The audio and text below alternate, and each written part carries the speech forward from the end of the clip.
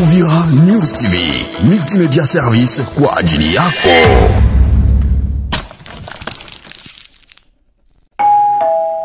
Mes frères et mes sœurs, encore une fois bonjour. Et souffrez de vous appeler tous frères et sœurs, parce que nous sommes ainsi, frères et sœurs, au-delà de nos titres. C'est vraiment pour moi un bonheur de vous accueillir dans cette église cathédrale pour célébrer, comme est devenu notre habitude, tous les jeudis, tous les 4 janvier de l'année, les premiers martyrs ayant versé leur sang pour notre indépendance, pour notre liberté.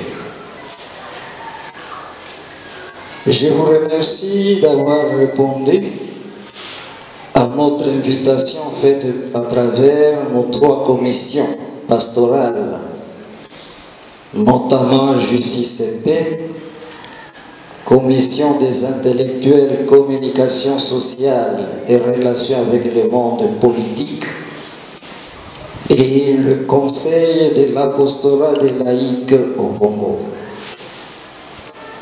Je remercie les présidents de toutes ces commissions pour avoir contribué à l'organisation de cette célébration. Pour cette année, la célébration de nos martyrs, nous avons choisi comme thème de 1959 à 2022 des martyrs aux martyrs, avec comme sous-titre le passage de la première lecture que nous venons d'entendre. Lève les yeux, regarde autour de toi. Isaïe 60, verset 4. J'aurai 3 petits points. Le premier, de 1959 à 2022, pardon. Il y a tout juste 2 mois, le dernier week-end du mois d'octobre 2021, nous avions intervenu au synode organisé à Kinshasa à l'occasion des manifestations du 25e anniversaire de Monseigneur Christophe Muzirwa, au travers d'une conférence intitulée Monseigneur Christophe Muzirwa, 25 ans après. Un sacrifice pour rien. En voyant Monseigneur Muzirwa tomber à Bukavu, à l'est du pays, au début, et le général Maeli à Kinshasa à l'ouest du pays, à la fin de la première phase de soi-disant guerre de notre libération de la dictature de Mobutu, nous espérions que leur sang versé sur notre terre la féconderont pour plus de paix, d'unité et de sécurité dans notre pays. Mais nous avons vite déchanté, car nous ne savions ni les motifs, ni les commanditaires de cette guerre. 25 ans après, nous en sommes encore là, et les choses vont de mal en pis. Un peuple qui ne maîtrise pas son histoire est appelé à la vivre constamment, disait Monseigneur Muzirwa. L'histoire n'a pas commencé avec ce que nous appelons les victimes d'Afdel, dont les monuments peuplent tous nos villages, et parmi lesquels figurent Monseigneur Muziro et le général Maele. Et Dieu seul sait qu'entre les mers à Uvira jusqu'à Kinshasa, et pendant les secondes guerres dites de libération, la quantité de sang des vaillants soldats et paisibles citoyens que la terre de nos ancêtres a été obligée de boire en son corps défendant. Lorsque nous parlons des martyrs de l'indépendance, nous pensons bien sûr à ceux qui sont tombés à Léopoldville, aujourd'hui Kinshasa, le 4 janvier 1959, et dont nous ne connaissons pas de nom. Mais nos prières vont aussi pour tous ceux et ceux-là qui sont morts d'une manière ou d'une autre pour notre patrie. Pas seulement les Congolais, mais aussi des étrangers, des Européens, dont en tête l'ancien secrétaire général des Nations Unies. J'ai toujours mal à prononcer ce nom. Dag Hammarskjöld, quelque chose. Il n'y a pas que les Congolais. Il y a eu aussi des Européens. Ceux massacrés à Kolwezi, raison pour laquelle la France nous viendra en secours. Nous pensons d'une manière ou d'une autre, on pense, quand nous parlons des martyrs, à Lumumba et ses deux compagnons Okito et Polo, sans oublier toutes ces victimes, soldats ou civils innocents de la rébellion mouléliste, ceux des guerres, de Cachamura, de Jean Strab, de Chabat, de Moba 1, Moba 2, de 6 jours à Kisangani, de Moutebouzi et Kundabatoire à Bukavu, de M23 à Goma, les victimes de nos marches pacifiques le 28 février pour l'ouverture de la conférence nationale souveraine, et les autres qui vont suivre pour réclamer les élections libres et transparentes. Nous pensons au massacre, victimes de massacres de Bundu Diakongo dans le Congo central, de Kamenasa, de Yumbi. Entre ceci et cela, il y a le drame du Sud Kivu, de Nord Kivu et d'Ituri, dont les figures emblématiques sont ces officiers fusillés à Kavumu, les braves Mamadou Ndala, le général Baouma et tout dernièrement notre ami le colonel Yaoundé, ces vaillants soldats, amis et protecteurs de l'Église qu'on a tués, humiliés même en dépaissant son corps sur le haut plateau. Et là, à son sujet, attendons-nous bien, en invoquant le drame, l'inhumanité du sort qu'on a réservé à ces vaillants soldats. Quelqu'un m'a reproché d'avoir choisi mon camp, de ne plus être l'église au milieu du village. Que cela soit clair désormais. Je ne peux pas jouer cette hypocrisie de naviguer entre plusieurs camps. Comme évêque, je n'ai qu'un seul camp, celui de ceux qui militent pour l'unité du peuple de Dieu, confié à notre sollicitude pastorale dans cette partie de notre pays.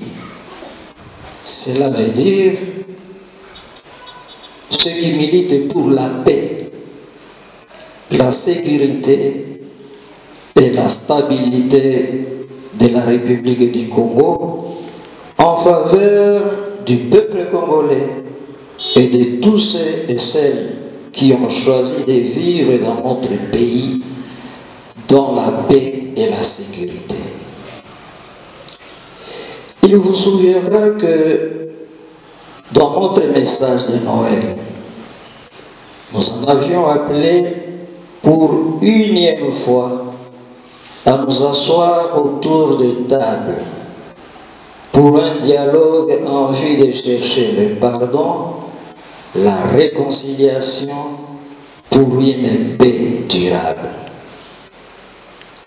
Beaucoup de groupes, y compris de ceux qui s'estiment discriminés et être violents, être victimes de violences et des massacres des autres, nous ont contactés pour cela.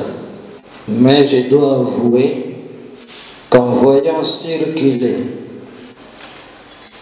les images de l'assassinat du colonel Yaoundé, nous nous sommes permis d'arrêter le processus. On ne peut pas en appeler au dialogue et continuer à s'entretuer. Ne nous voilons pas les visages. Que ce soit au niveau local, national, international, tout le monde sait qui sont ceux qui commanditent des guerres, les tueries et les violences sur les hauts et moyens plateaux. Je le dis clairement que ceux qui sollicitent l'Église à s'impliquer une fois de plus, comme si ce qu'on avait déjà fait ne suffisait pas, qu'ils ordonnent leurs milices à déposer les armes avant tout. On ne peut plus continuer à dialoguer sous le bruit des potes et des canons, comme le constate aussi le pape François dans son message de la journée mondiale de la paix de ce 1er janvier 2022. Il constate que malgré les multiples efforts visant au dialogue constructif entre les nations, entre les groupes, les bruits assourdissants des guerres et des conflits s'amplifient. Et nous nous sommes posé la question, et beaucoup commencent à le dire. Quand nous étions à la dernière réunion à Kinshasa, avec l'archevêque de Kanem Maroï, nous avons dit ceci. Nous, dans le Sud Kivu, on ne souhaite pas l'état d'urgence. Mais, on s'est posé la question, pourquoi on ne nous a pas imposé l'état d'urgence? Et nous avons cité quelqu'un qui a dit, au plus haut sommet de l'État, on a dit, dans le Sud Kivu, il n'y a pas de guerre, ce sont des conflits communautaires. Mais dès le moment où les gens meurent, on appelle ça quoi? Et de plus en plus, les voix s'élèvent pour dire qu'il n'y a pas beaucoup de conflits communautaires. Ce qui se passe dans les montagnes, c'est une rébellion. Beaucoup commencent à le dire. Beaucoup commencent à le dire. Tout à Kadisha, Vira, Furero, Bembe, comment l'autre grand groupe, Banindu. Le petit peuple là n'a pas de décision pour arrêter là. Il faut que le président de la République s'engage. Nous allons passer le temps. Et ceux qui me connaissent bien savent que je n'aime pas passer mon temps pour eux. Nous allons passer le temps. Il faut que les chefs de l'État s'engagent avec l'armée. Et pas une armée macédoine mélangée de tout le monde. Une armée républicaine. Une armée républicaine faite des enfants de ces pays courageux comme nos martyrs, prêts à mourir pour leur pays. Pas une armée infiltrée. Peut-être que les Ougandais vont finir l'affaire au Nord Kivu. Je le souhaite, mais j'en mourrai de honte. J'en mourrai de honte. Que ce soit l'Ouganda qui finisse notre guerre. Moi, j'en mourrai de honte. Et cette affaire des policiers, je ne sais pas si c'est vrai ou faux. Qu'est-ce qui nous manque pour avoir une armée républicaine? Qu'est-ce qui nous manque? Les jeunes, ils sont là sur les montagnes. Il faut combien de temps pour faire une armée?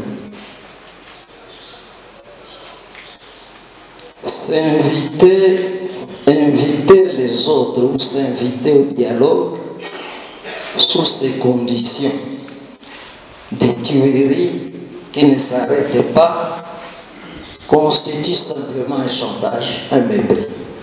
Et moi, je ne m'engage pas. Nous ne voulons pas poser des conditions au dialogue que nous souhaitons de tous nos voeux pour une paix durable. Mais comme il est dit si bien encore le Saint-Père, tout dialogue sincère, même s'il n'est pas dépourvu d'une dialectique juste et positive, requiert toujours une confiance fondamentale entre les interlocuteurs. En réalité, un dialogue constructif consiste à s'écouter, discuter, se mettre d'accord et cheminer ensemble. Nous avons besoin de retrouver cette confiance mutuelle avant toutes choses. Sinon, nous perdons le temps pour rien. Deuxième petit point, lève les yeux et regarde. Le choix de notre sous-titre nous a été inspiré par une image qui a circulé dans nos réseaux sociaux le dernier week-end. C'est par là où j'ai commencé.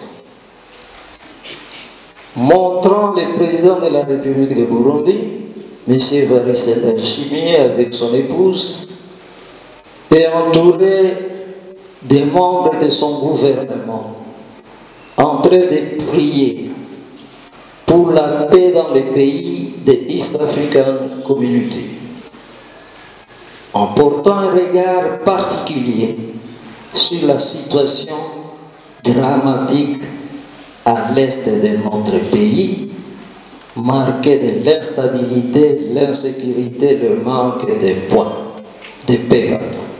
Je le cite. Nous prions pour les pays voisins, la République démocratique du Congo. Seigneur, bénis ce pays. Donne-lui la paix.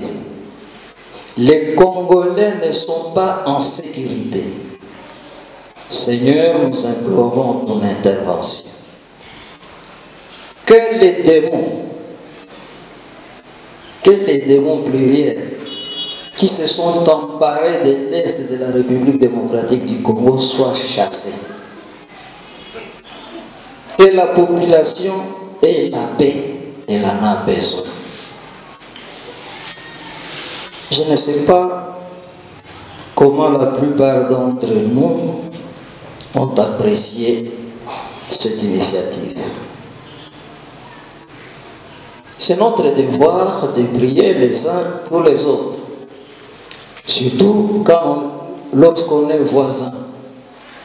Car comme dit un proverbe africain, lorsque la maison du voisin prend feu, fais attention parce que la prochaine maison risque d'être la vôtre.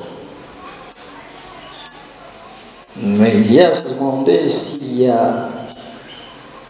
c'est vraiment notre maison qui prend feu.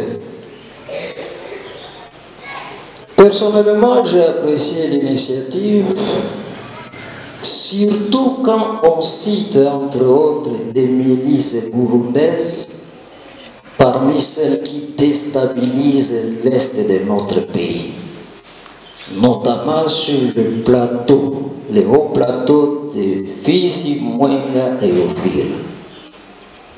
Ce matin, ceux qui ont suivi les RFI a parlé encore, RFI a parlé des militaires burundais, pas sur le plateau mais à Fizi, le long du fleuve, du lac, ce matin.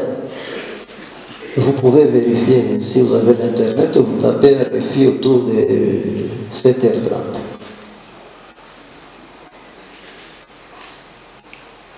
Je crois que le président burundais en est conscient. Il est conscient que c'est militaire aussi. Peut-être ses ennemis, mais c'est militaire. Et dans ce sens, il a le devoir de s'impliquer dans la recherche de voies et moyens pour rétablir la paix, la sécurité et la stabilité dans notre région. Car le problème ne concerne pas seulement le Congo, mais aussi le Rwanda et le Burundi. Et je lui remettrai ce texte. Je lui remettrai ce texte. Et ceux qui veulent qu'on les voie, on peut aller les voir. Pour lui remercier d'avoir prié pour nous, mais lui demander plus de s'impliquer. De s'impliquer. Comme Kinshasa est loin, peut-être notre salut peut venir de Burundi. Nous l'avons chanté avec les psalmistes.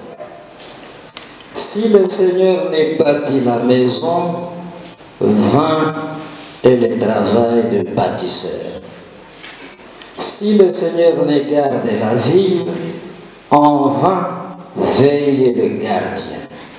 Psaume 127, verset 1. Il faut bâtir, veiller avec le Seigneur. C'est Dieu qui nous a créés sans nous, ne nous sauvera pas sans nous, disait saint Augustin. La prière ne mettra jamais fin à la guerre si nous n'enterrons pas nos âmes.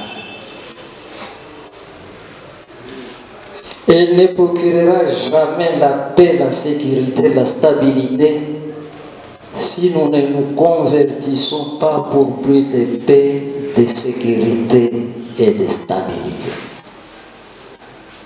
La prière ne vous construira pas de route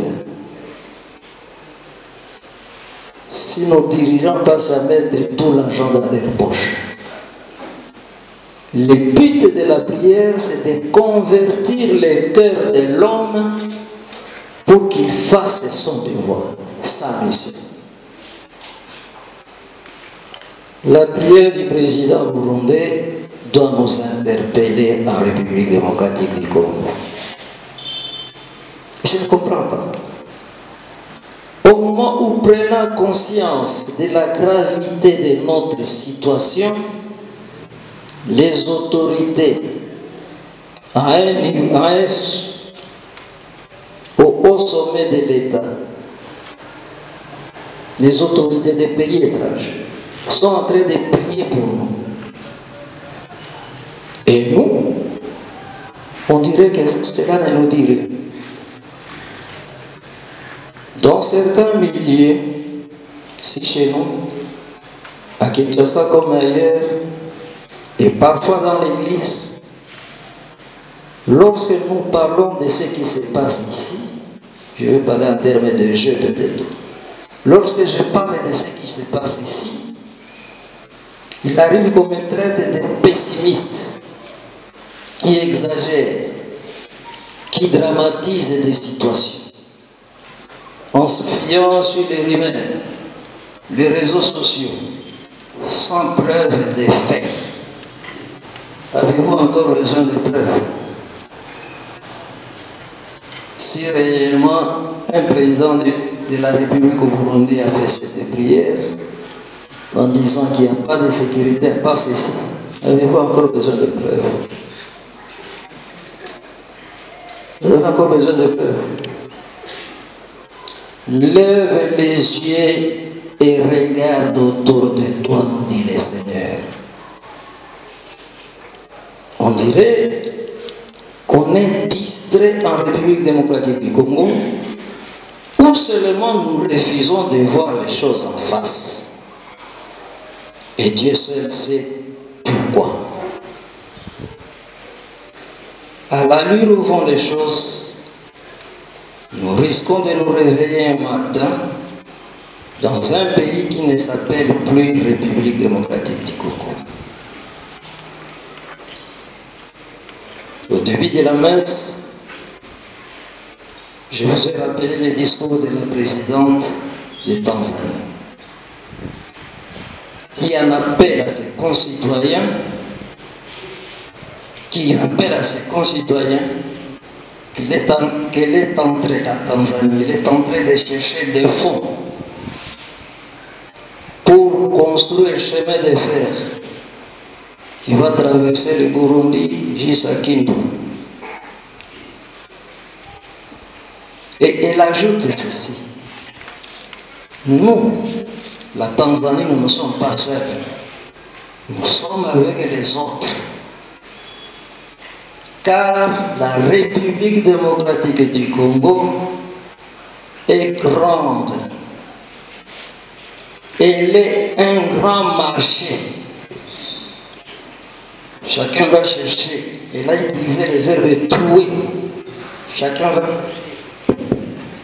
trouver son point pour entrer au Congo. J'ai vérifié le discours. Ce n'est pas un fake news. Un grand marché. Effectivement, quand on a créé la République démocratique, quand on a créé l'État indépendant du Congo, c'était un marché pour les grandes puissances. Et on avait écrit en étant indépendant, nous allons arrêter cela, cela continue jusqu'aujourd'hui. Troisième petit et dernier point. Amour et responsabilité. Lorsque l'ancien Premier ministre Ilukamba du premier gouvernement du président Tshisekedi s'exclame devant les drames, les pillages du projet Bukangalonzo, et pose la question à son ministre chargé de l'agriculture pour savoir qu'est-ce qui n'avait pas marché pour qu'on arrive là. Ce dernier répondit que ce qui avait manqué, c'est l'amour. L'amour du pays et du peuple congolais. Qui peut ici aujourd'hui m'expliquer les causes de toutes ces guerres que nous vivons?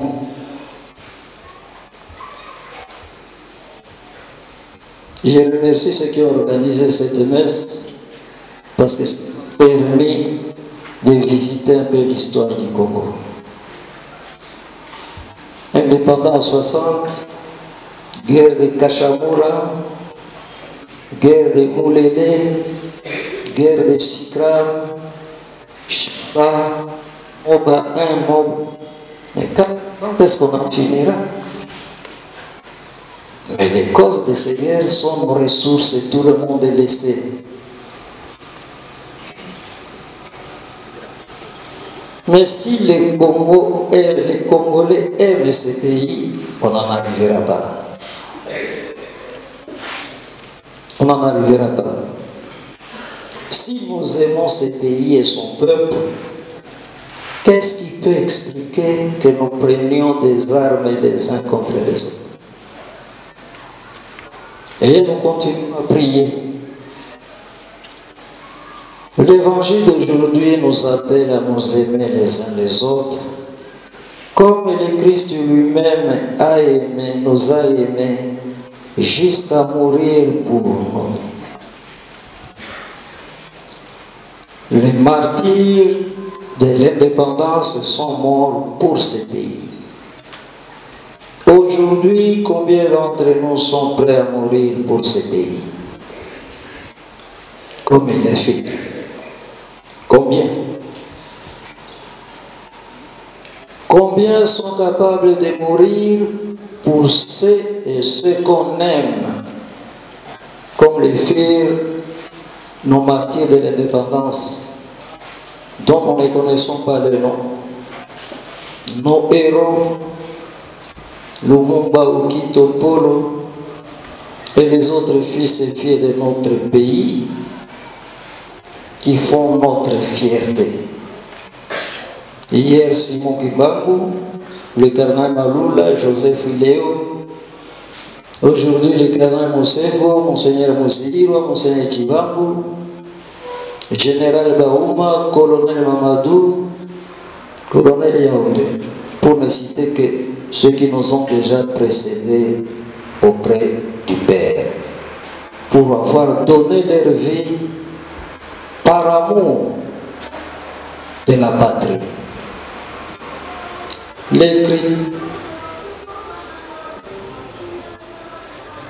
L'Écriture nous dit: souvenez-vous de ceux qui vous ont porté à la foi. Considérant leur fin, imitez leur exemple. Hébreux 13, 17. C'est aussi une question de responsabilité. Nous avons besoin des parents, adultes et aînés qui laissent de bonnes impressions, de bonnes images, de bons exemples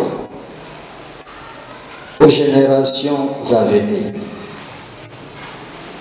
À nos jeunes, à nos enfants qui, plus tard, en attendant l'histoire de leur vie, se diront: moi aussi je serai comme Lumumba, moi aussi je serai comme Général Mayele, Mbuzamade, Baouma, moi aussi je serai comme Monseigneur Malula, Mosengo, Monseigneur Moussirwa, Chibangu, Colonel Moulamba, Mamadou Yaoundé, Prof Malou. Je voulais citer Denis Mukwege, mais il est encore vivant. Tout cela pour la gloire de Dieu, le salut du monde et le relèvement du Congo. Puisse la Vierge Marie, Notre-Dame du Congo, prier pour nous. Amen. Uvira News TV, multimédia service kwa ajili yako.